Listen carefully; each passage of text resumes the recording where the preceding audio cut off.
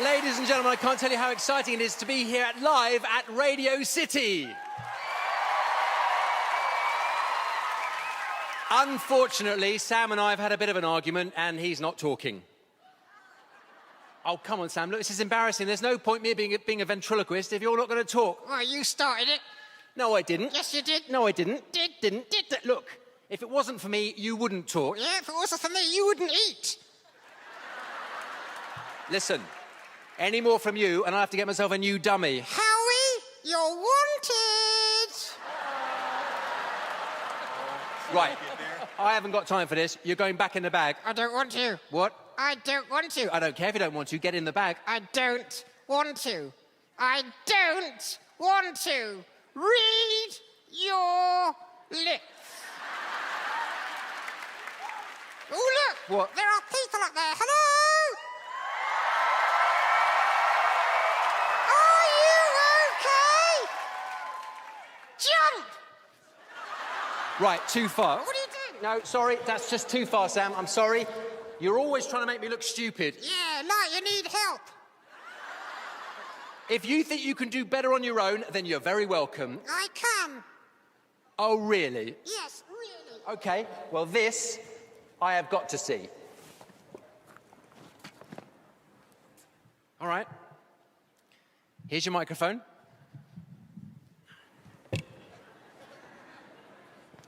There's the audience. And there are the judges. Good luck. And don't get buzzed.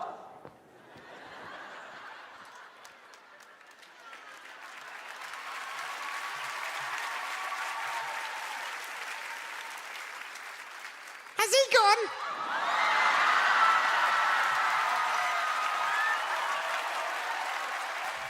Matthew chapter 16 brings us to a point here where it says Jesus came into the region of Caesarea Philippi, and we gather immediately that his disciples are with him because he asks them a question. Jesus' disciples have been following him ever since Jesus invited them to follow. This is all the way back in chapter 4. Here we are in chapter 16, and they're still at it. Good for them. They haven't given up. They haven't turned it around. They haven't quit on Christ. They've been following him for some time now. Following Christ, when I say that, I really mean learning to obey. That's what following is. Let's not make any mistakes here. When a person follows Christ, what Christ is doing is teaching them to obey. That's what following really means, okay? Allowing Jesus to tell you what to do, and say, and think, really. No one's a follower of Christ who won't obey. I hope you would agree with me when I say that. No one is a follower of Christ who won't obey the Christ that they're following. Christianity begins with obedience. James writes a letter in Scripture telling us that without obedience, our faith is a sham. He says that without works, your faith is dead. And the 12 that follow Christ here in our chapter have learned to do that. They've learned to obey, not just follow Christ in some sort of manner, but to really obey his commands. When Jesus told them to pray, they did. They prayed. And when Jesus sent them out to preach, they preached. When Jesus told them to feed the 5,000, they fed the 5,000. When he commanded them to feed the 4,000, they fed the 4,000.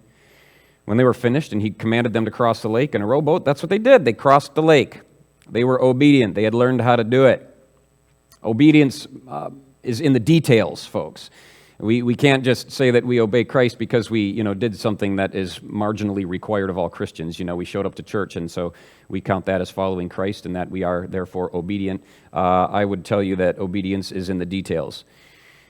And these men were well trained in obedience after following Jesus now for as many chapters as we've been reading, which would equate to some 2.5 years in real time. They've been following Jesus for a couple years, and now they have once perfected the art of obedience, there is no issues there. Now they've got to learn to do something else, and that is to lead.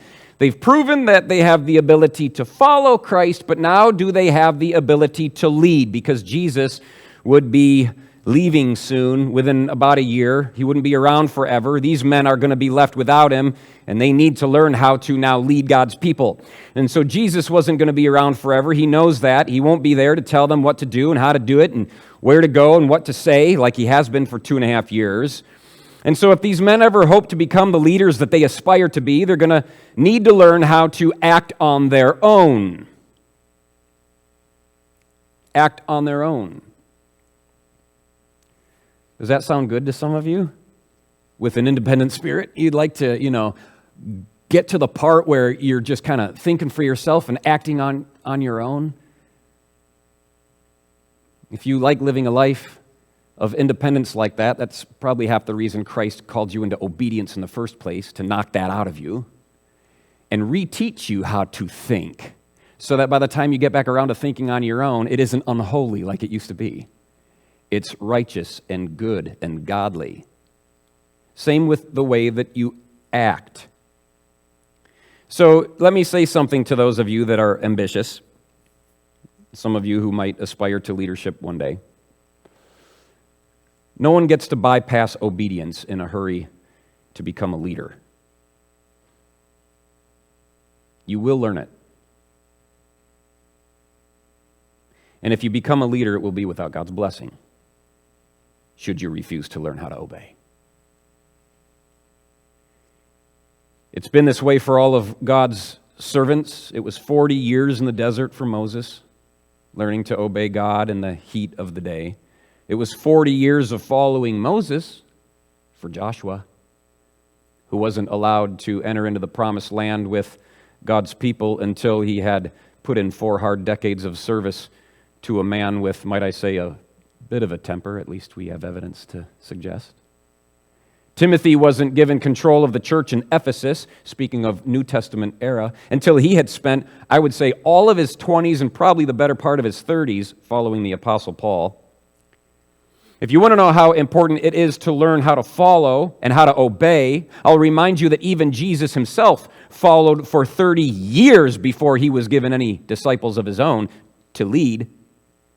The Bible says in Hebrews chapter 5, verse 8, that Jesus himself had to learn obedience. Did you know that Jesus had to learn how to obey? It probably isn't for the same reasons that you and I do. I don't think Jesus was stubborn and resistant and sinful like we are, thus necessitating our need to learn how to obey. Jesus' need to learn how to obey came from the fact that he had always been only in the position of godhood his entire existence and suddenly became a man beneath the authority of God, and needed to learn how to obey like he would then require of all of us. Jesus was no hypocrite, asking us to do what he himself wasn't willing to do first. And so, obedience becomes a very important issue in the life of a Christian disciple. One of the biggest errors that a church can make, I think, in this issue is to appoint somebody as a leader before they've really committed to being a follower, before they've learned how to obey. They can't give orders rightly until they've learned to take them precisely. And many churches have had that mistake made. They've commissioned a leader too soon, against the warning that Paul made to Timothy in 1 Timothy 5:22. Never be in a hurry to appoint a church leader, he says. Never be in a hurry to appoint a church leader. They first need to learn how to follow. And the Bible indicates that that takes years to learn, even decades. You will never be God's leader if you will not be Christ's follower. And that means obedience. The Bible has much to say about obedience. Colossians 3:22, servants, obey your earthly masters in everything. Everything, no exceptions. Learn to obey, even on a human level. 1 Peter chapter 1, verse 14 tells us to act like, quote, obedient children. And that might feel a little belittling to some of us who like to think of ourselves more as adults. And God comes along and says, act like obedient children, because it's just that crucial. 2 John chapter 1, verse 6 says, walk in obedience. The idea of walking means that it's continual, that it's ongoing, that we're to be paced and progressing in our obedience. 2 Corinthians chapter 2, verse 9 says, I wrote what I did to test you, to see whether you're obedient in everything.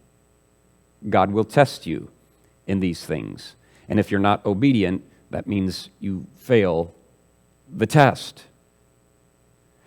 This is for all disciples. This is for all Christians. We are to learn uncompromising, unquestioning, uncritical obedience toward the masters we serve. And that always precedes leadership. So anybody in here who has some sort of ambition to one day become a leader, a church leader, a youth group leader, a pastor, a missionary, some sort of leader of any kind, please understand that if you're a Christian, then you must be a follower first. Learn to obey. Well, these men did. These 12 have passed the test. Congratulations, right? I think they kind of deserve a bit of a round of applause. It's commendable that they've passed that test because not many will. Not many will tolerate being told what to do, being expected to think what is expected of them to think, to act like they should, to say what is needed. A lot of people won't tolerate that, but these men did. They have passed that test, and now Jesus is training them to think. He's training them to lead, and he's training them to now act on their own. To act on their own. Jesus isn't interested in puppets, and some people, frankly, are like puppets. As soon as the ventriloquist leaves the stage, they're as good as dead. As soon as the puppeteer no longer shows them what to do, how to act, what to speak, how to speak, they're no good. Jesus is training his men, as he would for all disciples, how to think, how to act, without having to be told hand over hand. So Jesus comes into the region of Caesarea Philippi. He asks his disciples and he says, "Who do men say that I, the Son of Man, am?" And so they said, well, some say that you're John the Baptist. We've talked to some people who think that you're Elijah. Other people think Jeremiah or one of the other prophets. And so then Jesus says, "Who do you say that I am?" That's a big question. He turns the tables and points the finger and he says, "I want to hear from you." So he begins by asking his disciples what other people think. Now remember, Jesus is teaching his men to think for themselves. And he begins by asking them, what do other people think? And he gets several answers. It's always been that way. Leave church today and go out there into the community and start asking people what they think of Jesus. You're going to get several answers. You're going to get a variety of different opinions and suppositions about Jesus Christ, and I'll tell you this, every last one of them is inaccurate. They're all wrong. And I'll tell you why, because they don't know him. Go ask the world what they think of Jesus. Oh, this and that, and some opinions are more flattering than others. They're all wrong. Jesus is a prophet. Really? You're wrong. You're wrong. He was God. Well, he's John the Baptist. No, he's not. John's dead. And by their own admission, well, we think he's John the Baptist, we think that he's Elijah, we think he's Jeremiah, they're proving that they don't know Jesus any better than they know a martyred Baptist or a dead prophet. They don't know him. They're just guessing. People always guess about Jesus Christ because they don't know him until they've met him. So the world goes on guessing when it comes to Jesus, but let me have your attention here. Not us. We're not guessing. We know who Jesus is. That's why Jesus asks them specifically, what do you say? Because Jesus anticipates that their answer is going to be different than the one they're getting in the world. He has a right to expect that you, as a born-again Christian, have a different opinion, a different answer, an altogether different assessment of Christ than the world would. And he knows that of his disciples, and that's why he challenges them and says, what do you think? Now, if you don't have a different opinion of Jesus than the average worldling out there, you might ask yourself why that is. You think he's a prophet? Then you don't know him. You think he's a good guy? You don't know him. You think he's a miracle worker? You don't know him. Until God has revealed to you that Jesus Christ and God the Father are one and the same, you don't know him. But we do. If you're born again, we actually know him. Because of our knowledge of Christ, Christians should be the most unique, free-thinking people on the planet. Everyone else is just a parrot. They just mimic what they hear other people saying. Plagiarizing each other's opinions. They heard this from somebody else. Some say John the Baptist. People are saying John the Baptist. Why? Because other people are saying he might be John the Baptist. Herod thought he was John the Baptist. Apparently, word spread, and people go, well, he's John the Baptist. Well, why do you think that? Well, because I don't know, somebody heard Herod say it. Well, I think he's Jeremiah. Why do you think that? Well, I heard somebody say that, and it makes sense, and I just guess he's Jeremiah. Yeah, but you've never met him. He ain't Jeremiah, right? So, but that's what the world does. They just plagiarize each other's arguments and opinions and catchphrases. They repeat what they've heard other people say without giving it a second thought. They don't think for themselves. I don't quote from the Good News Translation very often, but this one works really well. Proverbs 4, verse 23 says this, "Be careful how you think. Your life is shaped by your thoughts." And you know what? I've met a lot of people who don't really care they're not careful about what they think. I run into a lot of people who believe in Jesus and don't know why. Borrowed arguments, borrowed opinions, borrowed catchphrases. They learned it in Sunday school, and that's just what they believe because that's what somebody else believed. You know what else? I've heard a lot of people who reject Jesus based on another borrowed argument. Well, I don't think that Jesus is the only way to God. I believe that all paths lead to the top of the mountain. That's original. Yeah, I've never heard that one before. Think for yourself. Do you really believe that all paths lead to the top of the mountain? Do you really believe that we all go to the same place? Do you really believe what other people believe about Jesus? Or have you actually read the Bible, thought it through, and formulated opinions for yourself? My goodness, what a dangerous game to play when we don't. It's eternity at stake. Eternity. And no one goes to heaven for being lazy and careless about figuring things out while they're alive. Jesus isn't flattered. I needn't tell you that, but I'll say it nonetheless. He's not flattered when his own followers simply echo what the world says. And he isn't satisfied with an answer like that, so he says to his disciples, "What do you think?"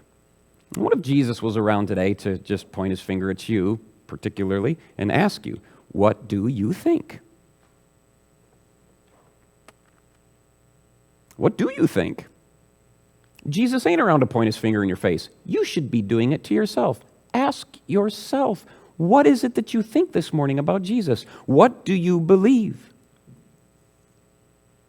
Jesus wants us to contemplate these things and to seek Creator God for an answer. And Jesus is waiting for us to start letting God influence our thoughts. In verse 16, Simon Peter answers him and says, "You are the Christ, the Son of the living God." And it's at this point that I think Jesus jumped out of his chair, if he was sitting down. I read verse 17 like this. Jesus answered and said, "Blessed are you, Simon Bar-Jonah. Flesh and blood hasn't revealed this to you. My Father who is in heaven did." Jesus is waiting for evidence in all of his disciples, both then and now, that God is actually influencing your thoughts now, not the world anymore. That it's God who's teaching you how to think and what to say and how to do this, rather than the world. And if you are so foolish to say that, well, the world doesn't influence me, that's proof that it does. The whole world would say that. I'm unique. I'm an individual. Yeah, just like everybody else. I'm different. Just like my whole peer group. All my friends, we're like this. This is what we think. This is what we believe.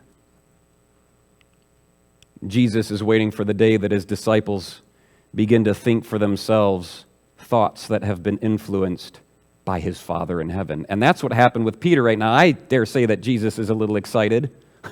I mean, when one sinner comes to faith, the Bible says all of heaven erupts. It's like the Super Bowl, but way bigger.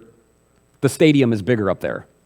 It's a bigger, there's not a limit to the seats. It's not like there's a max capacity, 40,000.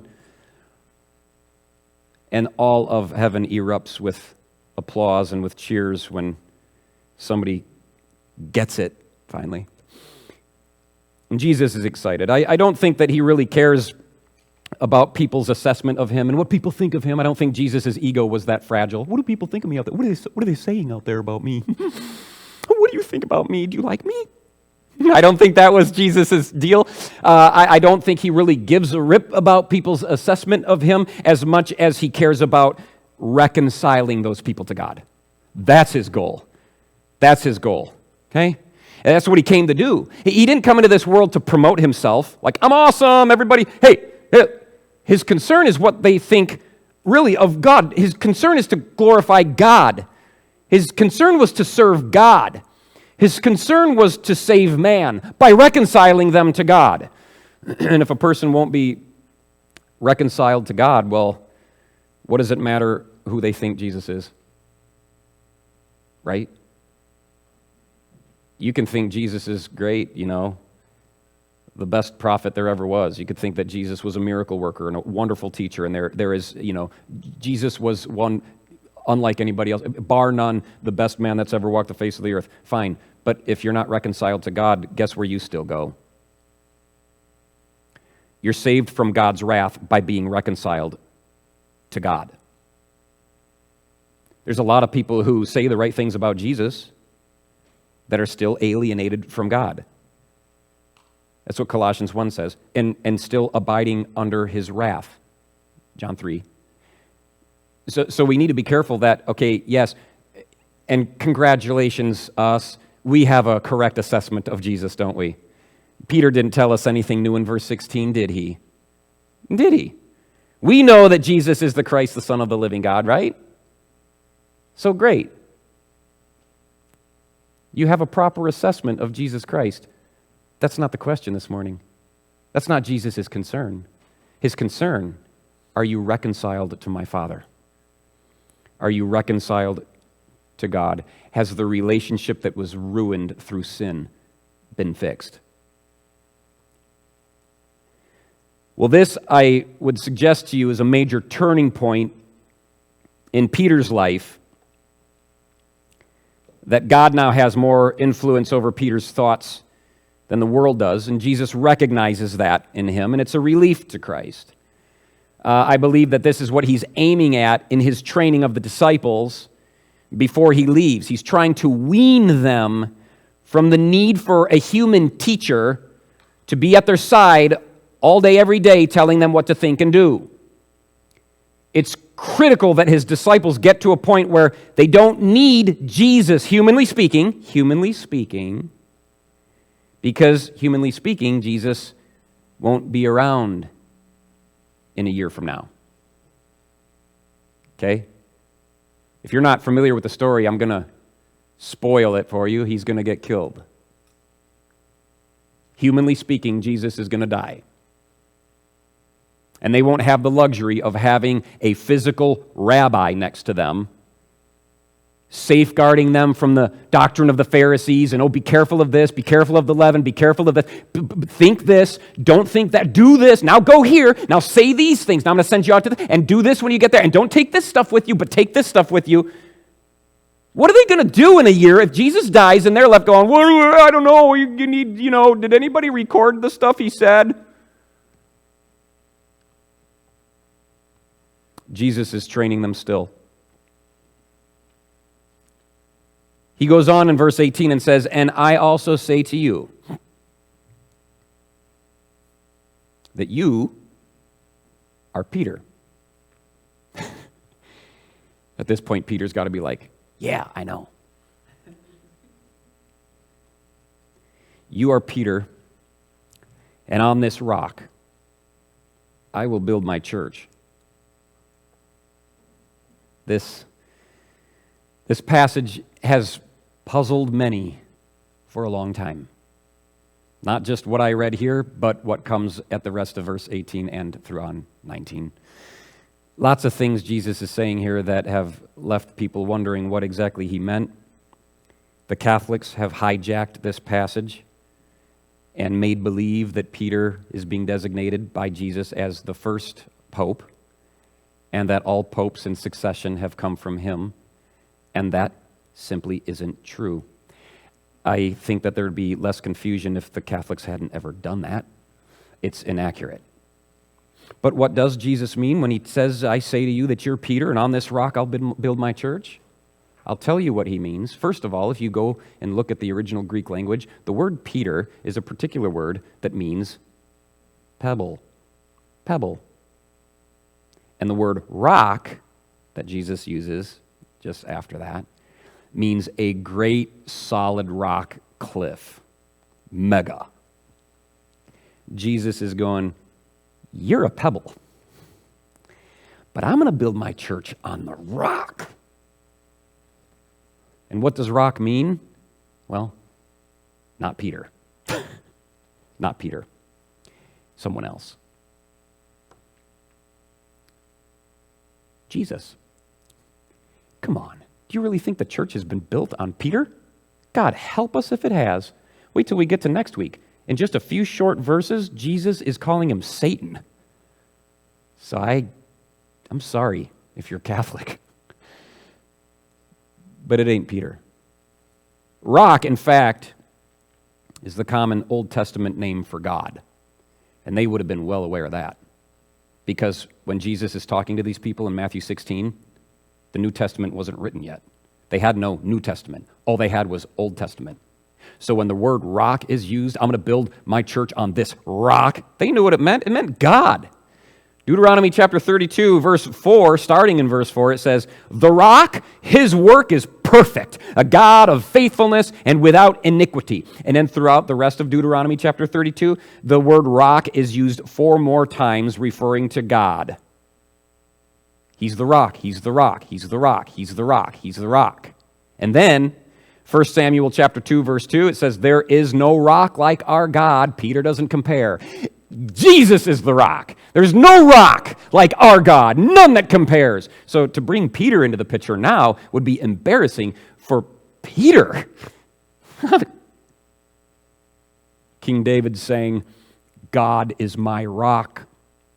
Even you'll go on into the New Testament in 1 Corinthians chapter 10, verse 4, speaks of the wilderness wandering in the former days of Israel, and it says, they drank from the spiritual rock that followed them, and the rock was Christ. So if there was any conjecture, still floating around out there about what did he mean when he said, you're Peter, I'm going to build my house on the rock, Paul comes along a few years later and says, just so we know, the rock is Christ. Okay? Isaiah 28, verse 16 speaks of Jesus, calling him a foundation stone in Jerusalem, a firm and tested stone. It is a precious cornerstone that's safe to build on. It's safe to build on. It's been tested and found safe. That's your foundation. Let's get building. The church is built on him. The Christian church is built on Jesus as the chief cornerstone. Even Peter himself uses that language in Acts chapter 4, years after Jesus told him that he was going to build his church. Peter says that the stone is Christ. Okay, but what part does Peter play? I mean, why is Jesus singling him out? Well, you are Peter, this pebble. On this rock, I'm going to build my church. What part is it that Peter plays here? And again, there's a lot of debate. But I will tell you that as the chief cornerstone, it's Christ's right to include anyone else in the construction of the church that he chooses. And right here, he's chosen 12, one of whom is Peter. One of whom yes, is Peter. But Jesus didn't say it to Peter until it had become obvious that God was operative in Peter's life and mind. It came right on the heels of verse 17 when Jesus recognized God's work in his mind. Then he says, I could use you in the building of this church. Even though I'm the chief cornerstone, I can still use you as a foundational stone. I can still use you in the construction. I can still find a place for you to fit.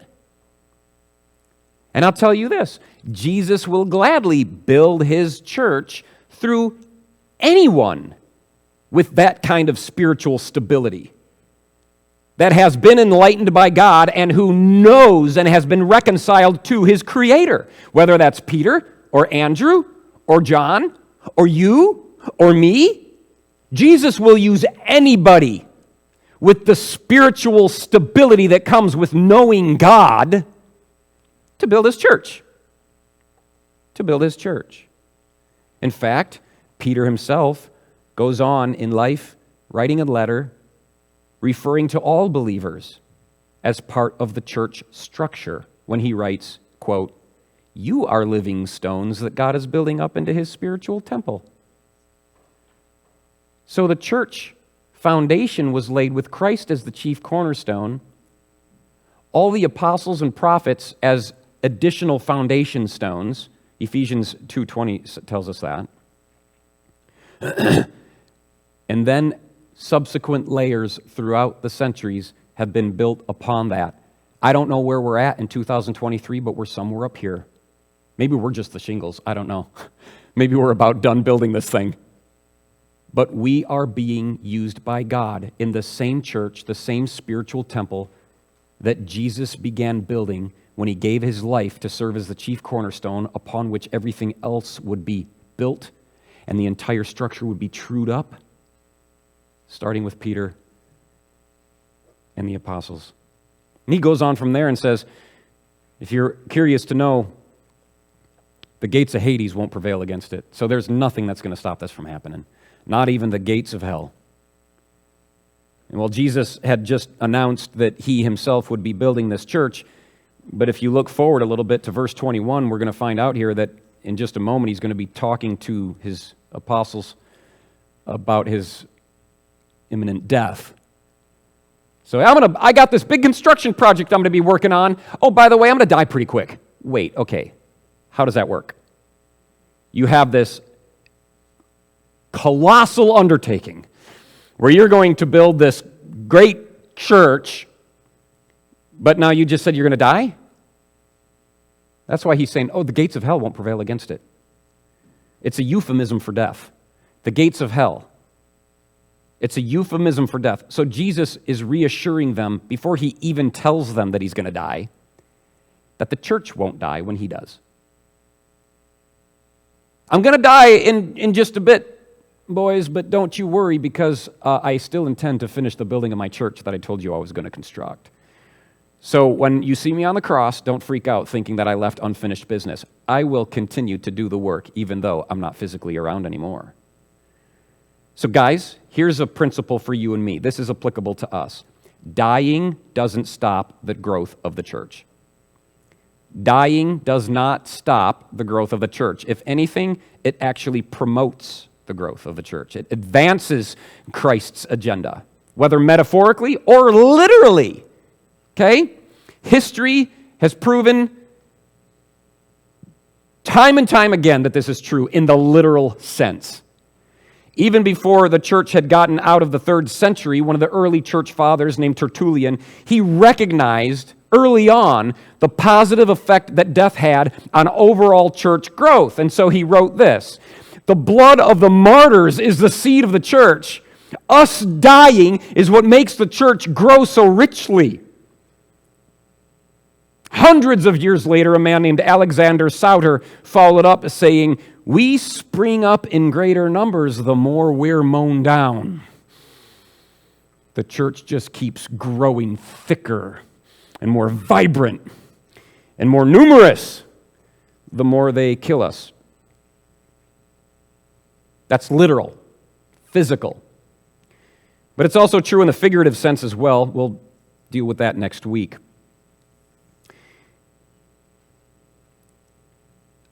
As your pastor, I need you to understand that if the church will ever grow, and that means both here, our little corner of the church in Duluth, and the greater universal church,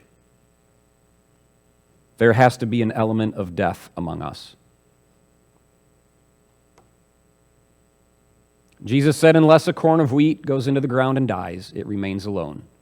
But if it does die, it produces 100-fold. There must be an element of death. I don't mean that we need to go about seeking physical death to somehow honor Christ in a strange way, but what I do mean is that we are called to die to certain elements of our life that are right now alive and well and choking the spiritual vitality from us. We have great hopes and we have plans for the future. Yeah, those need to be put to death. Jesus has a different future for you than the one that you had planned for yourself. And until you can admit that, you're going nowhere but church. You go to church on Sunday, but you're not going to advance the church. And you're not going to grow as a spiritual man or a spiritual woman until there is an element of death even in your own life. That is why Christ is so willing to die himself. He knows how this works. And he's showing us, and we see it clearly. And it's also why Jesus only recruits those who are willing to do the same. You must die.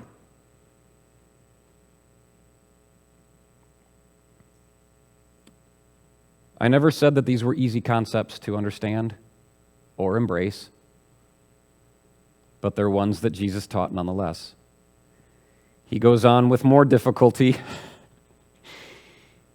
and he talks about the keys of the kingdom of heaven in verse 19. I will give you the keys of the kingdom of heaven, and whatever you bind on earth will be bound in heaven, and whatever you loose on earth will be loosed in heaven. What? Again, lots of conjecture, people wondering what this means. Certainly doesn't mean that Peter or the church, including us, doesn't mean that we have free rein to select who's saved and who's not. You know, we don't decide that. We don't get to decide who's forgiven and who's not. Only God can forgive sins.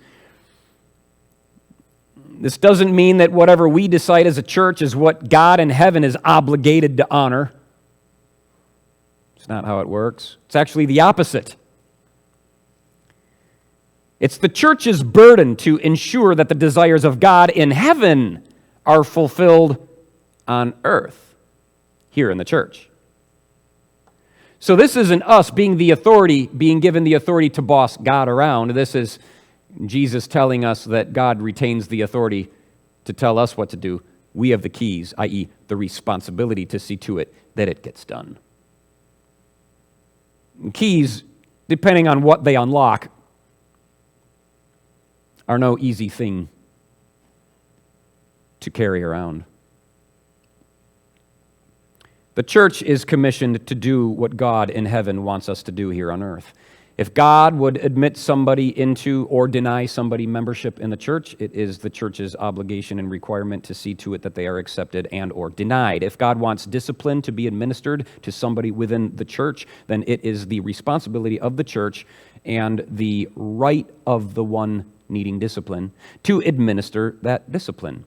If God wants an unrepentant sinner to be excommunicated from his church, the one that he built, the one that he owns, then it's the church's responsibility to honor God by being good stewards of that church and excommunicating those that need to leave.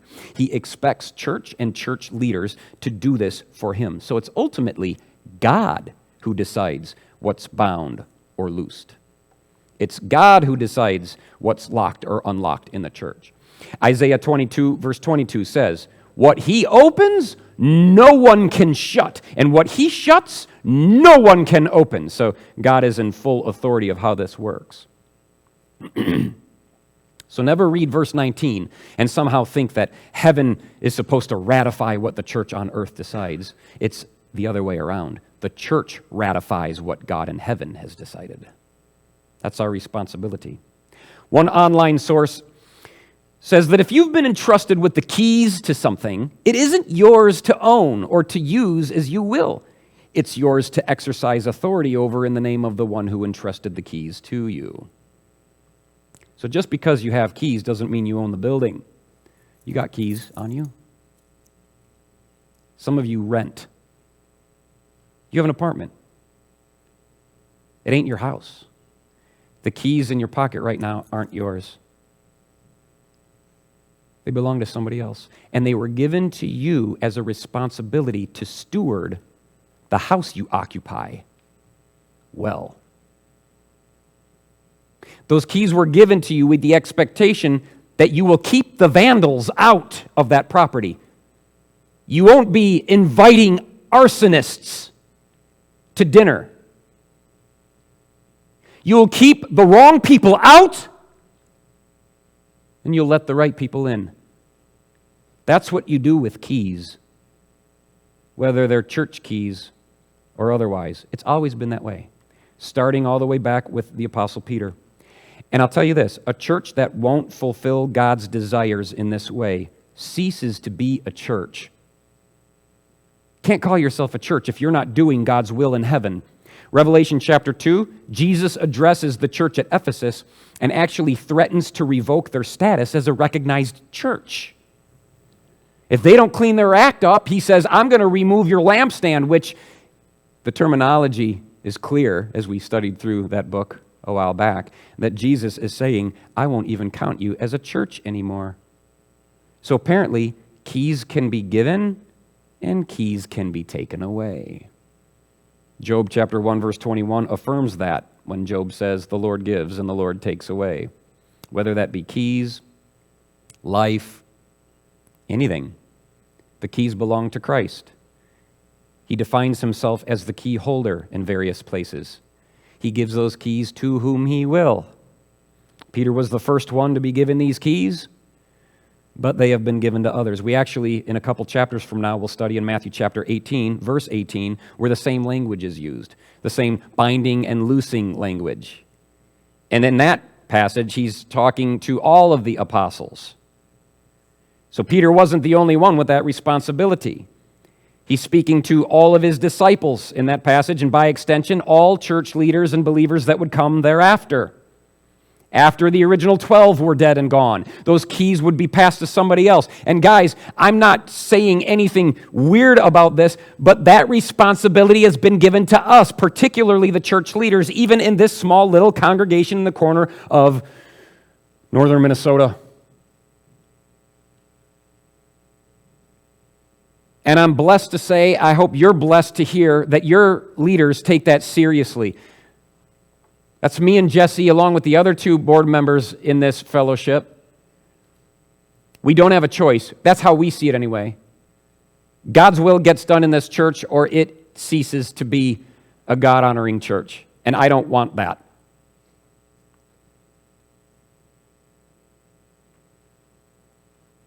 Jesus has said enough. And then he commands his disciples in verse 20 that they should tell no one that he was Jesus the Christ. So they had just done this amazing thing.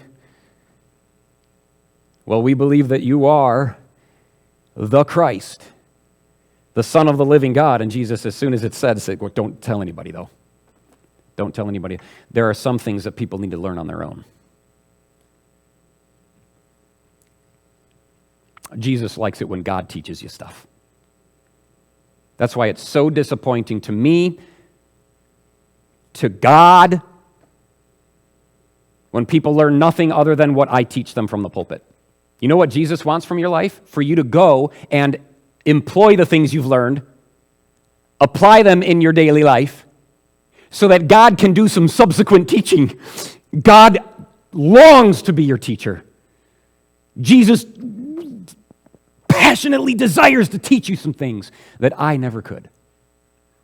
That Sunday school can't, coming to church can't, reading books, even by the best authors, because we know who those are.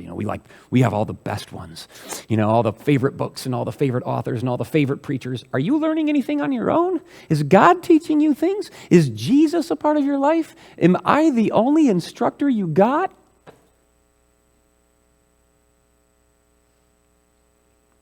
And so he says, don't tell anybody. Don't tell anybody. And it's a command. Did you notice that in verse 20?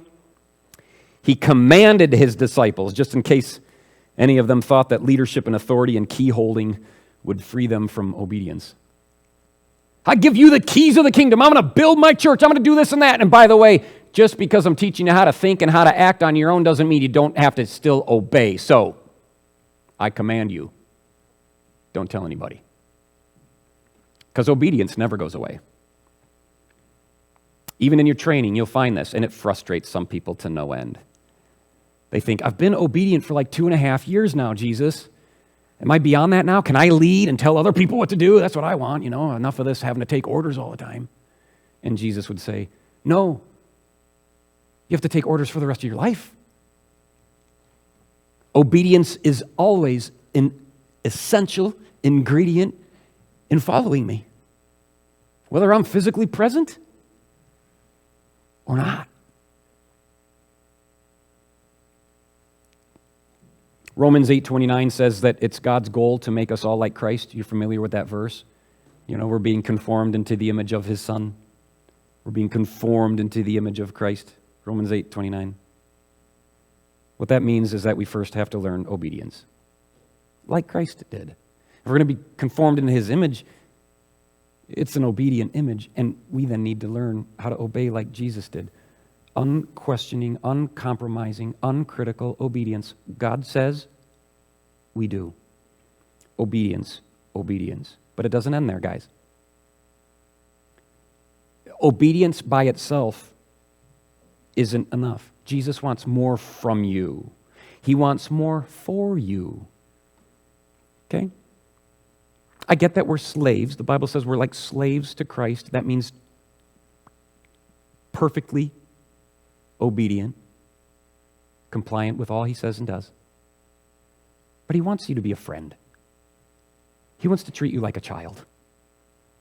He wants to take the relationship beyond mere obedience. Because the fact is, if that's all you got, that can get dangerous. Unthinking obedience actually keeps people from knowing God at all. Religion can make you obedient, and it doesn't matter what religion it is. All religion has rules for you to follow, and if that's all you do is follow rules, there's no reason to believe that you know who God is. There are multitudes of Jews in this world, and Muslims in this world, and Mormons in this world, and Buddhists in this world, and even Christians who are obedient without even knowing why. They do what's expected of them according to their Jewish faith or Muslim faith or Mormon beliefs or Buddhist practices or Christian religion without knowing God or why they're doing what they're doing. We're called to obey, yes, but not only obey, we're called to think. Think, why do you do what you do? We have to learn to think for ourselves, guys. Which means to think like Christ does, Christian. And we need to learn how to act on our own without being forced to obey all the time. This should come a little more natural with every step that we take. We should be a little bit more excited about obedience the further we go with Christ. If we never learn to think for ourselves and we never learn to act on our own, there's no way that we'll ever learn to die by choice. And if we don't die by choice, then we won't be anything like Christ, who died by choice.